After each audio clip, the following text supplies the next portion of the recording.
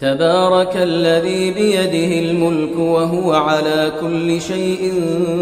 قدير الذي خلق الموت والحياة ليبلوكم أيكم أحسن عملا وهو العزيز الغفور الذي خلق 7 سماوات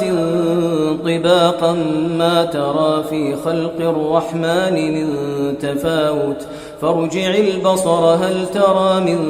فطور ثم ارجع البصر كرتين ينقلب إليك البصر خاسئا وهو حسير